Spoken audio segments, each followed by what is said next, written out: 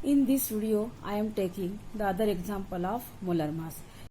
Next है हमारा CH4, तो कार्बन का लिखा 12 और हाइड्रोजन है 4 टाइम्स और उसका होता 1, तो 4 इंटू 1 कितना हुआ, 4 ही हुआ। तो 12 प्लस 4 कितना हो गया हमारा 16U।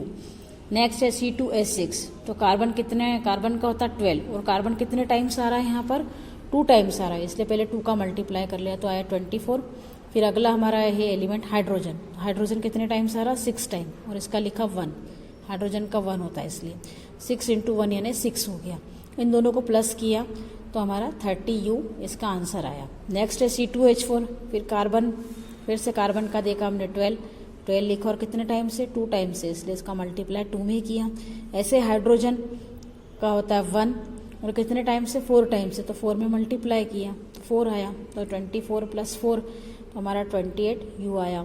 नेक्स्ट है अमोनिया NH3, नाइट्रोजन का हम देखते हैं यहाँ पे 14 है, हाइड्रोजन का होता है 1, तो नाइट्रोजन तो 1 टाइम से इसलिए यहाँ पर 14 लिखा। फिर प्लस हाइड्रोजन कितने टाइम से 3 टाइम से, तो 1 में हमने 3 का मल्टीप्लाई किया तो कितना आया 3 आया, तो 14 प्लस 3 कितना हो गया 17U। नेक्स्ट है CH3OH, इसमें आपको दिख रहे 3 एलिमेंट, एक तो कार्बन है, एक हाइड्रोजन है और तीसरा हमारा ऑक्सीजन है, तीनों का प्लस होगा। तो यहाँ पे कार्बन का लिखा 12, हाइड्रोजन 3 टाइम से इसलिए 3 इंटू 1 प्लस नेक्स्ट में हमारा ऑक्सीजन है, ऑक्सीजन 1 टाइम है इसलिए 16। फिर हाइड्रोजन है, हाइड्रोजन हमारा 1 टाइम है तो सिर्फ 1 लिख दिया। अब 12 प्लस 3 प्लस 16 प्लस 1 टोटल हमारा 32U इसका आंसर है। इस तरह से मोलर मास हम किसी भी मॉलिक्यूल्स का निकाल सकते हैं। अब हम ले रहे हैं लॉ, जो अलग अलग टाइप के लॉज लेंगे जो कि केमिकल कॉम्बिनेशन के लिए बनाए गए हैं और आपके कोर्स में है। फर्स्ट लॉ जो है वो law of conservation of mass, तो लेवोशियर नाम का जो साइंटिस्ट था उसने इस लॉ को प्रपोज किया। According to Lavoisier, mass can neither be created nor destroy during a chemical reaction but it only changes from one form to another form. यानी कि लेवोशियर ने ये बताया कि कभी भी मास को या फिर मैटर को हम लोग क्या कर सकते हैं, कभी भी ना तो क्रिएट कर सकते हैं ना उसे हम डिस्ट्रॉय कर सकते हैं, सिर्फ उसको एक फॉर्म से दूसरे फॉर्म में चेंज कर सकते हैं। अब इस लेवोशियर ने जो हमें इस लॉ को जो प्रपोज किया था उसको प्रूव करने के लिए लेंडोल्ट नाम का एक साइंटिस्ट था, उसने एक एक्सपेरिमेंट किया। तो उसके एक्सपेरिमेंट को एच शेप ट्यूब एक्सपेरिमेंट भी कहा जाता है। तो एच शेप ट्यूब इसलिए कहा जाता है कि उसने एच शेप की जो ट्यूब थी उसको लिया, फिर उसके अंदर उसने कुछ केमिकल्स लिए और अपने एक्सपेरिमेंट को कंप्लीट किया। अब ये लेंडोल्ट का एक्सपेरिमेंट है जिसमें एच शेप की ट्यूब आपको दिख रही है, ये इसमें डायग्राम में। तो डायग्राम में एच शेप की जो ट्यूब है आप देख सकते हैं कि इसमें ये एच शेप दिख रहा है, ये एच, ये इस तरह से ये एच के बीच का पोर्शन। तो एच शेप की ट्यूब ली और एच शेप की ट्यूब में दो लिम्ब थी। फर्स्ट लिम्ब जो थी उसको ए लिम्ब नाम दिया और सेकंड लिम्ब जो थी वो उसको बी नाम दिया। अब उसने एक इसके अंदर लिया NaCl सॉल्यूशन, एक ट्यूब में ले लिया NaCl सॉल्यूशन और सेकंड वाले में ले लिया उसने AgNO3 यानी सिल्वर नाइट्रेट का सॉल्यूशन। इन दोनों को पहले अलग अलग लिया, फिर इनको इस ट्यूब को ऊपर से क्या कर दिया उसने सील कर दिया। आप देख सकते हैं यहाँ पे बंद है वाले इसके सिरे। तो इसको बंद करने के पीछे रीज़न ये था कि उसमें से कोई जो सॉल्यूशन है वो बाहर गिर के नहीं आए। फिर सील कर दिया और उसने क्या किया, उनको दोनों को वेट कर लिया, यानी इसकी इस कंप्लीट ये जो उसने सेटअप किया था उसको वेट कर लिया। तो वेट करने पे जो भी उसका मास आया वो उसने उसको काउंट कर लिया। फिर उसके बाद उसने क्या किया, इस को दोनों को एच शेप की ट्यूब थी और बीच में यहाँ पर इंटर जंक्शन था इन दोनों ट्यूब के बीच में, यानी यहाँ से सॉल्यूशन यहाँ जा सकता था और यहाँ से सॉल्यूशन यहाँ पे आ सकता था। अब उसने इसको हिलाया, ट्यूब को उल्टा कर दिया। तो उल्टा करने से क्या हुआ कि ये जो ये सॉल्यूशन इसमें और ये सॉल्यूशन इसमें दोनों में क्या हो गया, उनका इंटरमिक्स हो गया अंदर के अंदर। तो इंटरमिक्स करने के बाद क्या हो गया, जब दो सॉल्यूशन आपस में मिक्स हुए, जैसे कि ये था, आप ये इसमें देख सकते हैं AgNO3 और दूसरा था HCl, या यहाँ हमने NaCl लिया, यहाँ पे मैंने आपको HCl से बताया, HCl भी ले सकते हैं यहाँ पे। तो AgCl बना और दूसरा हमारा बन गया HNO3। यही अगर हम NaCl लिया है हमने अगर दूसरा, तो हमारा बनता है AgCl और NaNO3 बन जाता है। तो इस तरह से दो सॉल्यूशन लेकर उनको इंटरमिक्स किया तो ये प्रोडक्ट बने इस तरह से। और जो प्रोडक्ट बना उसको भी फिर बाद में क्या कर लिया, जब इंटरमिक्स करने के बाद उसने फिर से क्या कर लिया, उसको वेट कर लिया, यानी कि उसका मास निकाल लिया। तब उसने देखा कि before and after intermixing the weight remain the same, यानी उसका जो वेट था वो क्या हुआ, सेम ही आया। तो उससे उसने ये बताया, इससे ये कंक्लूजन निकला कि matter neither be created nor be destroy, यानी कि अगर मैटर ना तो डिस्ट्रॉय किया जाता है ना उसको क्रिएट किया जाता है। तो इस तरह से ये इसको प्रूव करने के लिए उसने अपना एक्सपेरिमेंट को कंप्लीट किया। तो एक्सपेरिमेंट की ये इक्वेशन है, तो ये आपको लर्न करना है, और इसका डायग्राम। तो ये बहुत इंपॉर्टेंट टॉपिक है जिस पे आपको कवर करना है। पढ़ेंगे लॉ ऑफ डेफिनेट प्रपोर्शन और लॉ ऑफ कांस्टेंट प्रपोर्शन। तो ये जो लॉ दिया था, ये दिया था जोसेफ प्राउस ने दिया था। तो उसके हिसाब से इस लॉ के according a compound is always composed of the same proportion of elements by mass, यानी इसका मीनिंग ये निकल रहा है कि कोई भी कंपाउंड हो, चाहे वो किसी भी मेथड से मिलता है हमें या फिर कहीं से भी हमें मिले, जैसे कि वाटर का सोर्स कुछ भी हो सकता है, चाहे हमें पॉन्ड से मिले, चाहे रिवर से मिले, चाहे रेन वाटर से मिले, कहीं से भी अगर हमको वाटर मिलता है तो उसमें हाइड्रोजन और ऑक्सीजन का जो प्रपोर्शन होगा, यानी एलिमेंट का जो प्रपोर्शन होगा वो हमेशा क्या होगा, सेम होगा बाय मास, यानी कि इसमें हाइड्रोजन का जो मास होगा वो फिक्स होगा और ऑक्सीजन का मास भी क्या होगा, फिक्स होगा, यानी डेफिनेट होगा। तो इस तरह से एक एग्जांपल लिया है वाटर का। वाटर हमें बहुत सारे सोर्स से मिलता है, लेकिन उसका फार्मूला H2O ही रहना है, फार्मूला उसका चेंज नहीं होता है। तो इसमें है water always contain 2 elements of hydrogen and one atom of oxygen, यानी आप देख सकते हैं कि हाइड्रोजन के कितने होते हैं, H2O में हाइड्रोजन के होते 2 और ऑक्सीजन का कितना होता है, 1 होता है।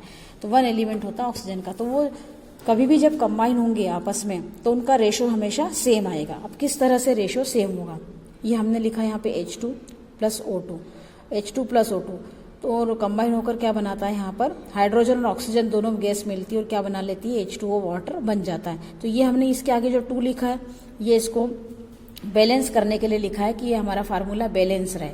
तो इस तरह से हाइड्रोजन के हमारे कितने हो गए यहाँ पर 2 2 4 और ऑक्सीजन के कितने हो गए हमारे यहाँ पे 32, यानी कि ऑक्सीजन हाइड्रोजन के हमारे 2 है, इसीलिए हमने यहाँ पे 4 लिखा, और इसका एटॉमिक मास, और इसमें ऑक्सीजन का है 2 है यहाँ पर हमारे पास एटम्स।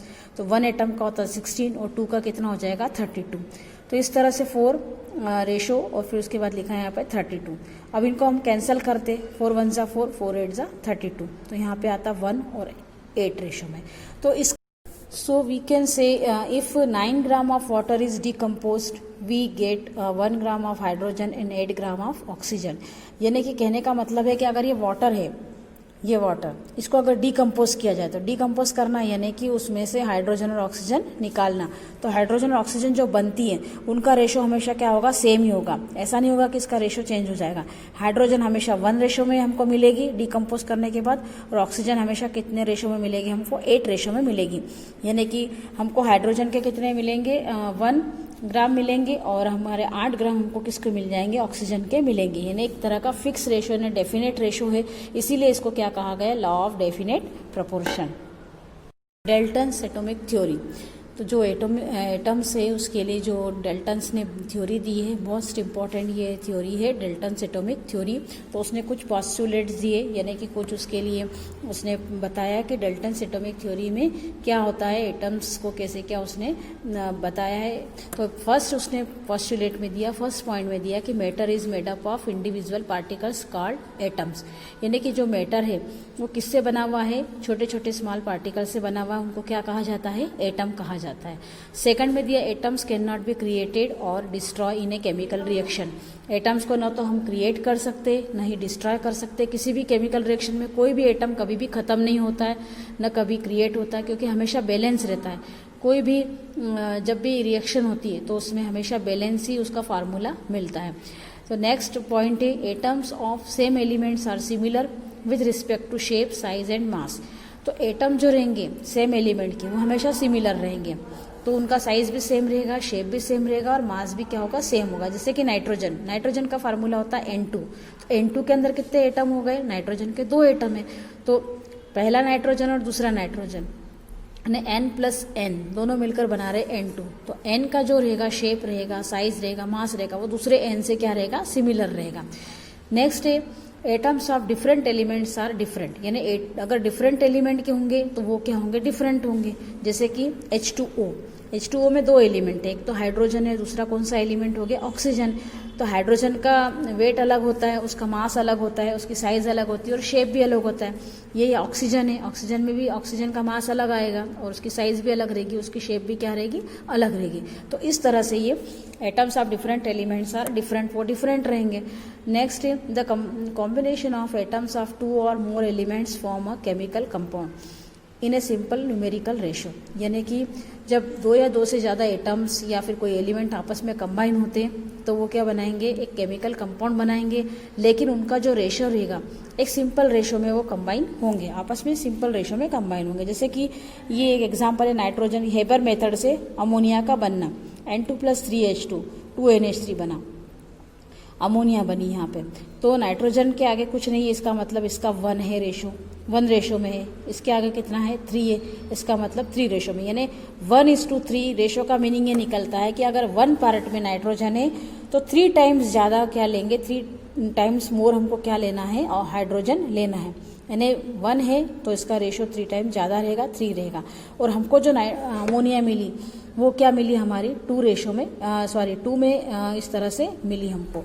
तो कहने का ये मतलब है कि चाहे हम किसी भी मेथड से अमोनिया को हम बनाएं, चाहे स्मॉल स्केल पे बनाएं, चाहे लार्ज स्केल पे बनाएं, अमोनिया की कितनी भी क्वांटिटी बनाए जाए, हमेशा उसका रेशो क्या रहता है, सेम ही रहता है। जैसे कि हम एक एग्जांपल सिंपल हमारे घर का एग्जांपल ले सकते हैं, हमारा हाउस होल्ड एग्जांपल है टी बनाने का। जैसे कि हमको चाय बनानी होती है तो हम क्या करते हैं कि हमने एक रेशो फिक्स किया हुआ है, हमारी मदर ने, हम जब चाय बनाते तो एक रेशो फिक्स करा हुआ है कि हम 1 कप वाटर के लिए कितना लेंगे, 2 टेबल स्पून हम किसके लेंगे, शुगर के लेंगे, और 1 टेबल स्पून क्या लेंगे, हम टी लीव्स लेते हैं, यानी हमारा फिक्स रेशो है। ये 1 कप का हमने बनाया। सपोज बहुत से मेहमान आ जाए, हमको 10 कप भी बनानी पड़ सकती, तो भी हम रेशो हमारा क्या करेंगे, उसको इंक्रीज करते जाएंगे। लेकिन किस क्वांटिटी में इंक्रीज करेंगे, जो हमारा 1:2 का है रेशो, यानी 2 टेबल स्पून हमको शुगर चाहिए और 1 टेबल स्पून क्या चाहिए, हमको चाय पत्ती चाहिए। तो इस तरह से उसका भी इंक्रीज करेंगे, तो चाय पत्ती 1 के रेशो में बढ़ाएंगे और हम शुगर को किसके रेशो में बढ़ाएंगे, 2, यानी कि 2 टाइम्स उससे ज़्यादा लेंगे। तो यही रेशो इसमें भी फॉलो होता है। तो in a chemical reaction atoms are combine, separated and rearrange. तो किसी भी केमिकल रिएक्शन में एटम्स हमेशा क्या होंगे, या तो कंबाइन होंगे या फिर आपस में सेपरेट होंगे। जैसे कि यहाँ पे आपने देखा कंबाइन हो रहे नाइट्रोजन हाइड्रोजन, कंबाइन होकर क्या बना रहे, अमोनिया। जस्ट इसका अपोजिट कर दे, क्योंकि रिवर्सिबल रिएक्शन है, लेकिन जो इससे अमोनिया बन रही, लेकिन अमोनिया का डिकम्पोजिशन भी किस में हो सकता है, नाइट्रोजन और हाइड्रोजन में भी हो सकता है। तो वो सेपरेट भी हो जाएंगे, दोनों सेपरेट हो गए डिकम्पोजिशन होने के बाद। फिर रीअरेंज, वापस में रीअरेंज भी हो सकते हैं। तो इसको कहा जाता है डेल्टन्स एटॉमिक थ्योरी।